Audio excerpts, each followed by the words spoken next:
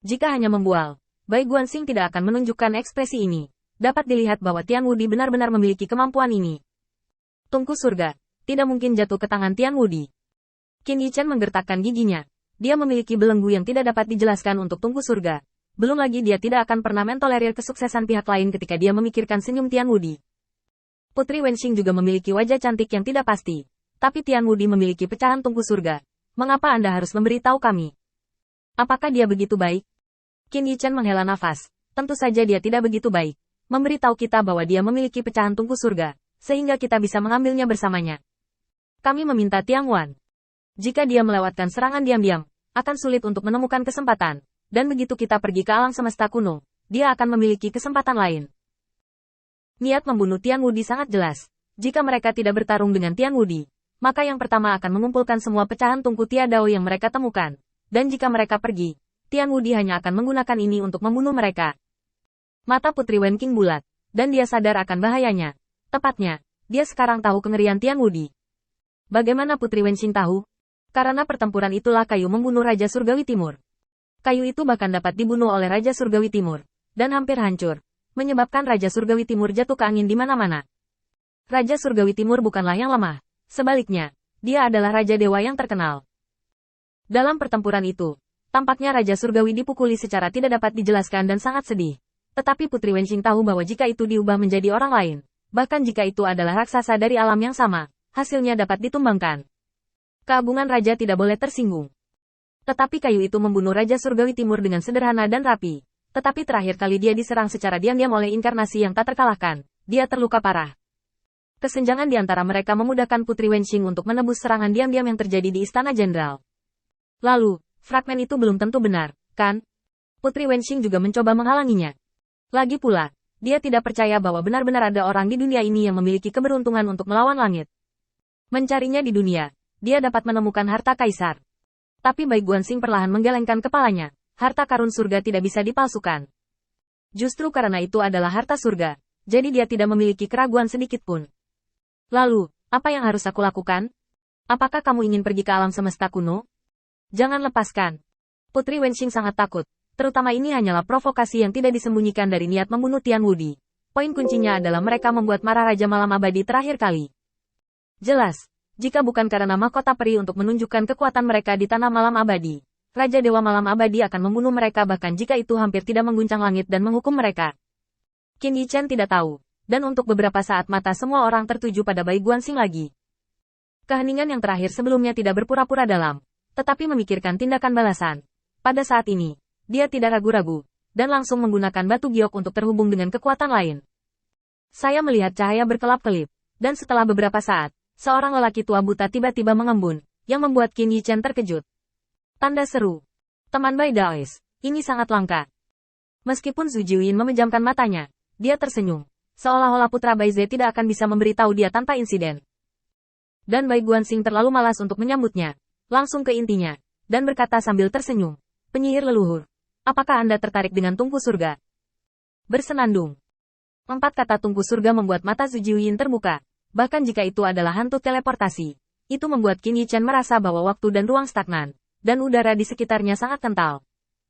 Tapi segera, Zhu Jiuyin kembali ke warna normalnya, dan perlahan menutup matanya, hanya menyisakan celah. Tersenyum ramah. Teman Bai Daois benar-benar pandai bercanda. Bisakah aku mengolok-olok lelaki tua itu? Saya tidak percaya pada Jiuyin. Apa harta tungku surgawi? Ini dapat dikatakan sebagai keajaiban surga dan bumi yang diringkas dengan munculnya alkimia Dao. Selain itu, tungku jalan surgawi diciptakan oleh naga asli dan 10 dewa besar. Bahkan jika Bai Guanxing mencari tungku jalan surgawi, akankah dia memberitahunya? Ketika hal-hal terjadi tidak kekal, pasti ada setan, dan Zhu Jiuyin tidak bodoh. Tentu saja dia tahu bahwa putra Bai Ze tidak akan membuatnya bahagia. Dia menunggu Bai Guanxing untuk mengungkapkan alasan mengapa dia menghubunginya. Dan Bai Guanxing tidak memiliki tanda tinta, karena Tian Wudi menemukan bagian dari tungku surga. Kesenjangan antara mata Zhu Jiuyin bahkan lebih lebar, dan dia setengah terbuka dan setengah tertutup. Dia merenung sejenak sebelum dia terus tertawa. Kamu ingin kita bertarung dengan Tian Wudi seni pedang perang, dan pinjam aku dari yang kuno. Pengadilan iblis sebagai pisau? Bai Guanxing mengangkat bahu. Dibandingkan dengan saya, Tian Wudi tampaknya berhutang budi, kan? Anda sebaiknya bertanya pada Dong Huang Tai. Siapa yang ingin dia bunuh lebih banyak? Qin Yichen diam-diam terkejut. Ada begitu banyak musuh surga yang tak terkalahkan. Zhu Jiuyin tidak dapat diberhentikan. Tetapi dia tidak setuju. Namun, Anda tidak akan memberi kami pecahan tungku surga. Bahkan jika Anda menggunakannya, Anda harus saling menggunakan. Zhu Jiuyin dapat dibedakan dengan jelas. Adalah satu hal bahwa mereka memiliki musuh dengan Tian Wudi. Tetapi itu adalah hal lain yang digunakan oleh Bai Guanxing. Senyum Bai Guanxing tetap sama. Seolah dia yakin. Ingat terakhir kali Dijun bertanya padaku. Mungkin aku bisa mempertimbangkannya. Yang mulia Kaisar Jun. Zhu Jiuyin ingat bahwa itu adalah pertempuran di kota Wuxin. Boneka itu menggunakan cara misterius untuk memadatkan kekuatan naga sejati dan 10 protos besar. Mengandalkan kontrak surga, dia berani melawan dia dan Zurong. Ini tentang penindasan kontrak surgawi. Ini adalah perbudakan bagi mereka. Zhu Jiuyin harus mengakui bahwa selama bertahun-tahun, mereka tidak ingin menyingkirkan kontrak surgawi yang ditinggalkan oleh naga asli sepanjang waktu. Tetapi bahkan jika jantungnya berdetak, Zhu Jiuyin bisa tenang. Lagi pula, dia punya waktu, dan dia adalah penyihir leluhur waktu. Ini tidak cukup. Langit dan bumi berubah, seperti roda yang terus berputar ke depan. Tetapi kontrak yang ditinggalkan oleh naga asli adalah ratusan juta tahun yang lalu. Suatu hari, God Sendao, kami dapat menyingkirkan kontrak surga tanpamu, dan bahkan sekarang, kami tidak dapat membunuhmu. Zhu Jiuyin menjadi tenang dan membuka chip tawar-menawarnya sendiri. Selain membantu kami untuk sementara menyingkirkan kontrak surgawi, pecahan tungku surgawi, kami ingin setengahnya. Tentu saja, kami tidak keberatan membantumu membunuh Invincible. Tidak. Keduanya adalah rubah tua yang cerdas, saling tawar-menawar. Saat Zhu Jiuyin selesai berbicara, Bai Guanxing menggelengkan kepalanya dan tertawa. Dengan atau tanpa aku, kalian semua akan membunuh Tian Wudi.